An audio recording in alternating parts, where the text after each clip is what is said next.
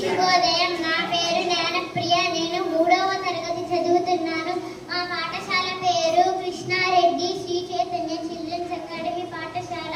తెలుగు భాషా భాగాలు 5. అవి: నామవాచకం, సర్వనామం, విశేషణం, క్రియ, అవ్యయం. నా పేరు రెడ్డి పర్ణిక. నేను 3వ తరగతి చదువుతున్నాను. మా పాఠశాల పేరు కృష్ణారెడ్డి శ్రీ చైతన్య చిల్డ్రన్స్ అకాడమీ పాఠశాల. భాషా భాగాల్లో నా పేరు సర్వనామం. పేర్లకు బదులుగా వచ్చే పదాలను సర్వనామం అంటారు. ఉదాహరణ: అవి, ఇవి, కొందరు, అందరూ. అందరికీ శుభోదయం. నా పేరు జ్ఞానప్రియ. నేను 3వ తరగతి చదువుతున్నాను. మా పాఠశాల పేరు కృష్ణారెడ్డి శ్రీ చైతన్య చిల్డ్రన్స్ అకాడమీ పాఠశాల. మా భాషా భాగాలలోని నా పేరు విశేషణం. గుణాన్ని తెలిపే పదాలను విశేషణం అంటారు. ఉదాహరణ: మంచి, చెడు, చల్లగా, పులుపు. అందరికీ శుభోదయం. నా పేరు మహ్మూద్.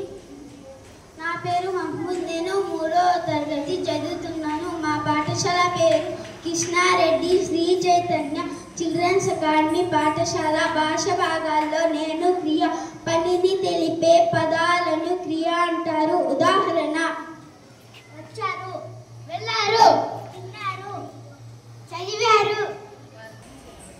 అందరికీ శుభోదయం. నా పేరు లోహితశ్రీ. నేను 3వ తరగతి చదువుతున్నాను. మా పాఠశాల పేరు కృష్ణారెడ్డి శ్రీ చైతన్య చిల్డ్రన్స్ అకాడమీ పాఠశాల. భాషా భాగాలలోని నా పేరు అవ్యయం. లింగ, వచన, విభక్తులతో సంబంధం లేని పదాలను అవ్యయం అంటారు. ఉదాహరణ: అయ్యో, ఓహో, అయ్యారే, ఆహా, భలే. అందరికీ శుభోదయం. నా పేరు ధన్యశ్రీ.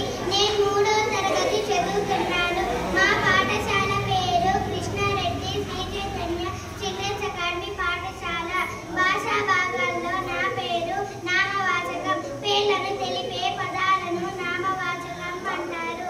ఉదాహరణ: పుస్తకం, రాధా, రాణి, కారు, బస్సు, మందారం.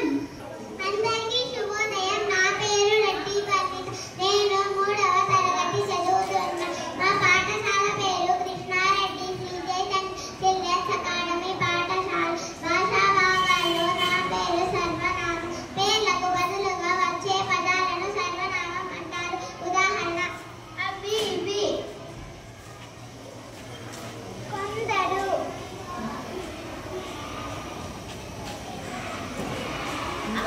అందరూ.